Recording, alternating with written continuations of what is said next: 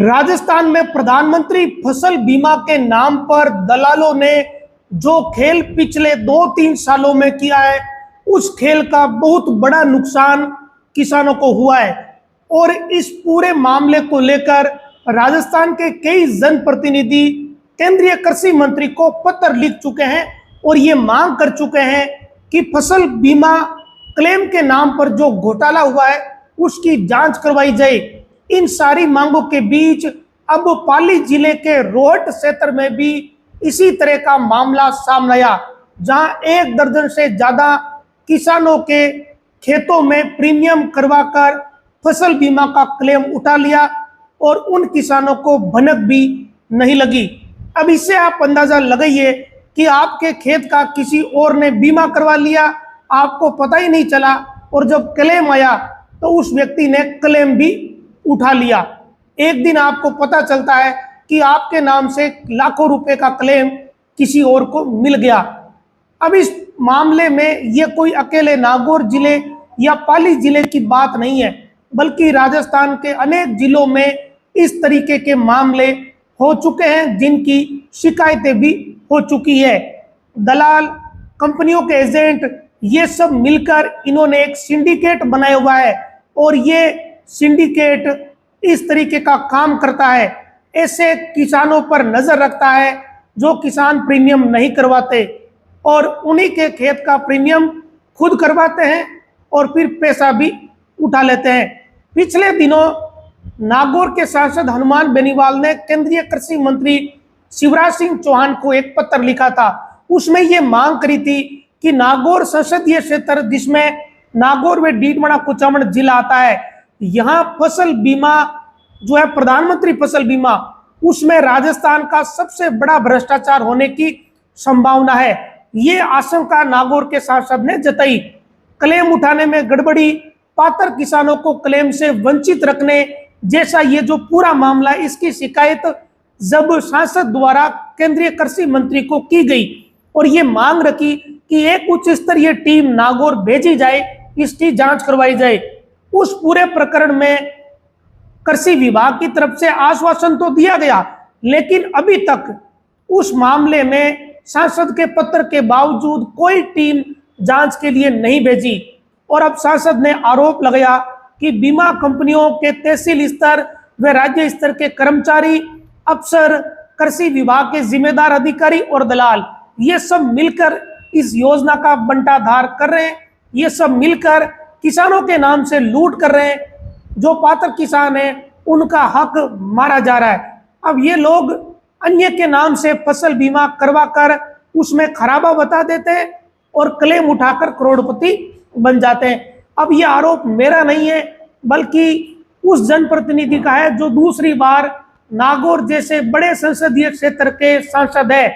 सांसद का आरोप यह है कि जिन किसानों का वास्तव में नुकसान हुआ है उन्हें क्लेम मिला ही नहीं, और जो लोग किसानों के नाम से प्रीमियम करवा रहे हैं, पॉलिसी करवा रहे हैं, उनको क्लेम मिल गया। अब बेनीवाल ने कुछ मांगे इसमें रखी है, जिसमें ये बताया कि फसल बीमा योजना के पोर्टल पर यह जानकारी सार्वजनिक की जाए कि कौन से किसान के नाम से कहां पर कौन सी फसल का बीमा हो रखा है और क्लेम की कितनी राशि कौन से खाते में गई है। अब ये जो मांग रखी है, इसमें भी नियम कायदों में बाकायदा ये लिखा हुआ है कि जिस भी ग्राम पंचायत में जितने किसानों को क्लेम मिला, उन सब की सूची ग्राम पंचायत में चस्पा करनी चाहिए। ये नियम है, कायदा है। इसके बावजूद इन नियमों को धत्ता बताकर ये कंपनियां कभी भी ग्राम पंचायत में वो सूची चस्पा नहीं करती जिसमें उन किसानों के नाम है जिन्हें क्लेम मिला होगा।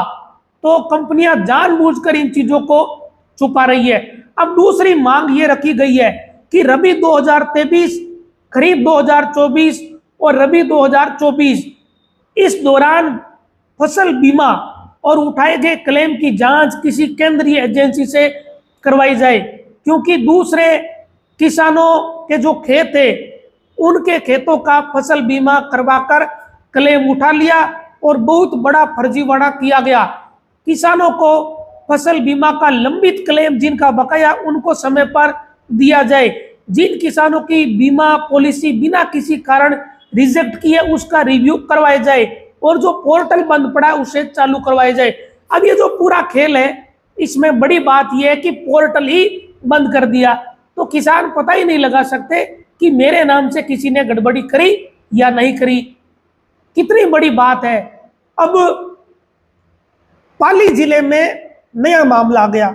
पाली का रोड क्षेत्र है जहां पर 20 के आसपास किसान ऐसे हैं जिनके साथ इस तरीके का मामला हो गया है और आज उन्होंने एसडीएम को इसकी शिकायत की, जिसमें एक किसान ने बताया कि हमारी 60 बीघा की जमीन है और वर्ष 2024 में रबी की फसल की बुआई हमने करी नहीं।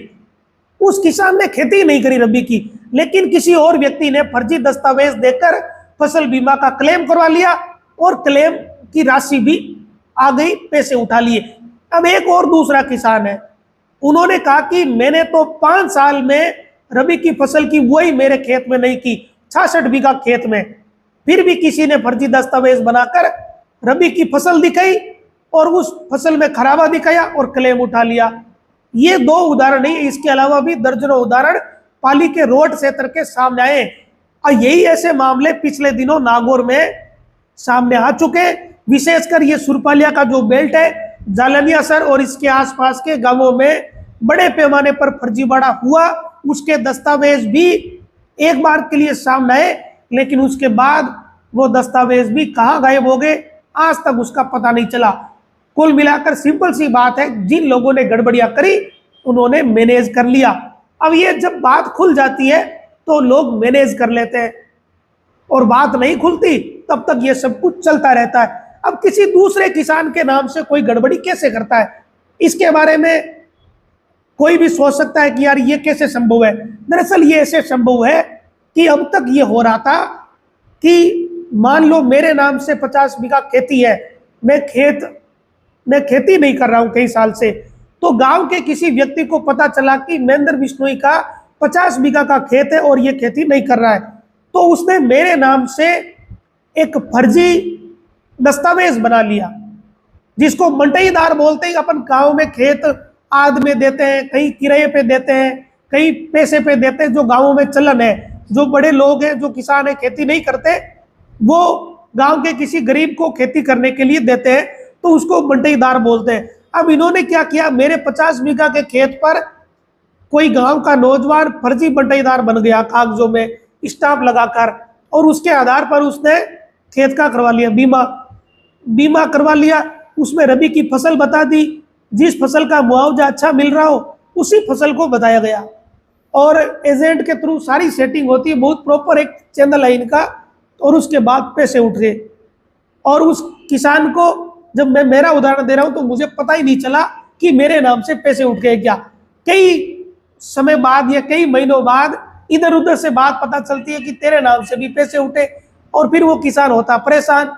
अब इन मामलों में हो क्या रहा है, गांव के किसान है तो वो ज्यादा कागज कोर्ट कचहरी के चक्कर में पड़ते नहीं, वो उस व्यक्ति से संपर्क करते हैं जिसने ये गड़बड़ी करी, और वो व्यक्ति फिर किसान को मना लेता है। कैसे मना लेता है आप अंदाजा लगा सकते हो, या तो वो आधे पैसे दे देते हैं, या उनके सामने हाथाजोड़ी करते हैं, पैर पकड़ते हैं। अब इन बेशर्मों को क्या जाता है, पैर पकड़ लेते हैं। किसान दयालु होते हैं, वो मान भी जाते हैं। और इन लोगों ने, बहुत सारे लोग ऐसे हैं इस जिले में जिन्होंने, जो 5 साल तक जिनकी कोई हैसियत ही नहीं थी, वो आज ऐसे बंगलों में रह रहे हैं कि लोग खुद कहने लगे कि भैया इसके पास पैसे कहाँ से आए। ये स्थिति इस जिले की है। तो अगर केवल नागौर जिले की ये हालात है, तो प्रदेश के बाकी जिलों में क्या स्थिति रहेगी। प्रधानमंत्री फसल बीमा योजना एक इतनी अच्छी योजना किसानों के लिए आई ताकि किसान की कमर नहीं टूटे। अगर किसान का फसल अगर खराब हो जाती है तो उसका कुछ मुआवजा उसको मिल जाए, ताकि किसान फिर से खेती कर सके और किसान जिंदा रह सके। लेकिन यहाँ तो स्थानीय स्तर पर जो दलाल है, कंपनी के एजेंट है, यही लोग किसानों को मारने पर तुले हुए हैं। तो बीमा कंपनी को तो कोई दोष ही क्या देगा। अगर कोई लोग सरकार या बीमा कंपनी को दोष देते हैं तो वो तो स्थिति बची ही नहीं, क्योंकि अगर ज्यादा कोई इस मामले में बीमा कंपनी को दोष देता है तो बीमा कंपनी वाले भी कह देंगे कि आपके यहीं के लोग, यहीं के जाए जन्मे लोग आपके नाम से ठगी कर रहे हैं, तो हम क्या करें। और ये हो रहा है। तो ये बड़ी बुरी स्थिति इस फसल बीमा मामले की है। रबी के नाम पर, खरीफ के नाम पर लोगों ने करोड़ों रुपए उठा लिए। एक पूरा सिंडिकेट ऑपरेट करता है जिसमें ई मित्रों से लेकर कंपनी के दलाल, बीच के एजेंट, सरकारी मुलाजिम, ये सब इनका एक सिस्टमेटिक रैकेट सा बना हुआ है। और ये सब मिलकर पॉलिसी करवाते हैं, फिर क्लेम दिलवाते हैं, फिर पैसे उड़ जाते हैं। पहले बंटाईदार का खेल हो रहा था कि कागजों में बंटाईदार बना दिया, लेकिन इस बार कुछ चीजों में सुधार भी हुआ है। इस बार जिन लोगों ने बंटाईदार के नाम से पॉलिसी करवाने की कोशिश की, उसे लेकर यह सूचना है कि उनका जो क्लेम का डॉक्यूमेंट है उसको खारिज कर दिया। मतलब बीमा की पॉलिसी को कंपनी ने स्वीकार नहीं किया। तो ये सुधार जरूर थोड़े स्तर पर हुआ है, लेकिन अब वो लोग ये कर रहे हैं कि वो किसानों को ही मैनेज कर रहे हैं सीधा, कि मेरे रबी की फसल कभी खेत में हुई नहीं, कभी बोई नहीं, तो सीधा उस किसान को ही संपर्क कर रहे हैं कि भाई तुम्हारा तो जेब से कुछ जाएगा नहीं, पैसे हम लगा रहे हैं और आपको आधे रुपए दे देंगे, आपके खाते में आएंगे, आधे आप हमें दे देना। तो अब इस तरीके का रैकेट नए तरीके से चलने लगा है। इसी कारण जो भी समझदार लोग हैं उन्हें ये पता है कि अगर ये हालत इस योजना की रही तो एक दिन नौबत आएगी, इस योजना को बर्बाद कर देंगे ये लोग, सरकार भी परेशान हो जाएगी। और जब किसी योजना में बड़े पैमाने पर घोटाले होने लगते हैं तो उस योजना को बंद भी कर दिया जाता है। तो आखिर में नुकसान किसानों को होगा। और पात्र किसान आज भी वंचित है, उन्हें ना तो रबी 2023 का क्लेम मिला, ना 24 का क्लेम मिला, ना खरीफ का मिला, वो भटक रहे हैं। और जो लोग दलालों के थ्रू प्रॉपर उस सिस्टम से जुड़े हुए हैं उनके क्लेम आ रहे हैं लाखों रुपए। और इसी कारण सांसद ने फिर से शिकायत की है कृषि मंत्री को। उम्मीद ये कि कोई जांच टीम आएगी, जांच करेगी, तब इन लोगों के भेद खुलेंगे। अब इसमें एक दुखद पहलू और है कि अगर आप लोग बीमा कंपनी के यहाँ की जो बॉडी है, मैनेजर वगैरह से, उनसे संपर्क करते हो और अगर आप अपने गांव का दस्तावेज मांगते हो कि मेरे गांव में कितने लोगों को कितने रुपए की क्लेम की राशि मिली, तो ये लोग कागज ही नहीं देते। जबकि नियम यह है कि खरीफ और रबी इन दोनों का क्लेम जब भी मिले तो उस दिन गांव की पंचायत में उस सूची को चस्पा करना चाहिए। और ये लोग उस कागज को ही नहीं देते कहीं पर, तो किसी को पता ही नहीं चल रहा गांव में कि किसको मिल रहा है, किसको नहीं मिल रहा। अब ये इसमें भी कई तरह के बहाने बनाते हैं कि ये इंडिविजुअल मामला है, निजी मामला है। अब ये कैसे निजी मामला है, जबकि ये बिल्कुल सार्वजनिक मसला, एक सरकार की योजना है। अगर नरेगा का पूरा मामला सरकारी पोर्टल पर है, सब कुछ सरकार बता रही है, गांवों में जितने भी पैसे पंचायतों में लग रहे हैं उनका एक एक हिसाब अगर ऑनलाइन है, तो फसल बीमा क्लेम के मामले का हिसाब किताब ऑनलाइन या जनता के सामने क्यों नहीं है? क्यों उस पोर्टल को बंद कर दिया गया? अब पोर्टल के खुलते ही तो इन एजेंटों की सारी पोल खुल जाएगी, इस कारण उस पोर्टल को ही बंद कर दिया। अब इससे ज्यादा खुली बात क्या होगी कि खुले आम गड़बड़ी हो रही है। और दुखद पहलू यह है कि स्थानीय लोग उसमें मिले हुए हैं, उनकी मिली भगत के कारण ही कंपनी के प्रतिनिधि या उनसे जुड़े एजेंट, स्थानीय दलाल, ई मित्र वाले और उसके बाद सरकारी मुलाजिम, ये सब मिलकर ये घपला कर रहे हैं। तो आप लोग या ऐसा काम करने वाले लोग किसानों को बर्बाद कर रहे हैं, क्योंकि इस स्थिति के कारण किसान तो बीमा कंपनी को दोष देने लायक बचते ही नहीं है। और इस चीज का फायदा बीमा कंपनी भी उठाती है।